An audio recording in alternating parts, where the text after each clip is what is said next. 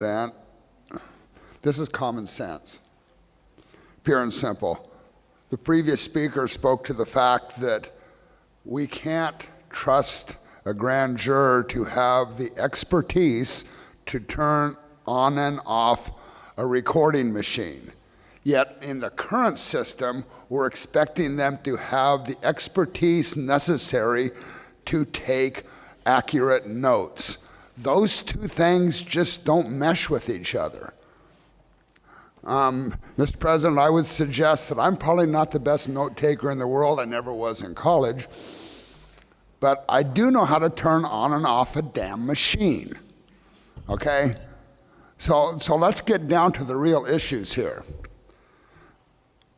This legislation has plenty of safe harbor provisions in it for vulnerable people to be protected.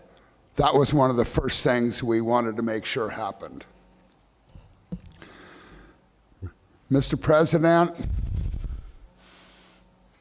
the only two states in the nation that don't have an actual recording of grand jury test proceedings are Oregon and Louisiana.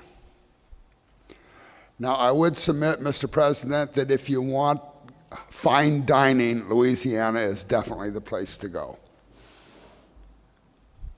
Beyond that, I would suggest there are other states we might consider emulating in the way we do business. Obviously, this is working fine in 48 states.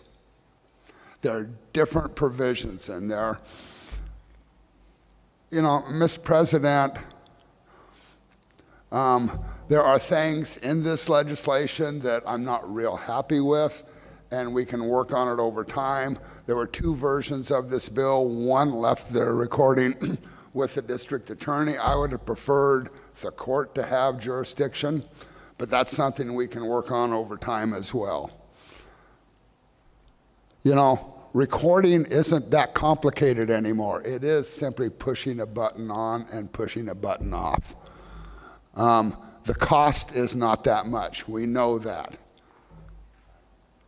Mr. President, it's quite simply time that in this part of our legal system, Oregon joined the 21st century. Senator Lithicum, please.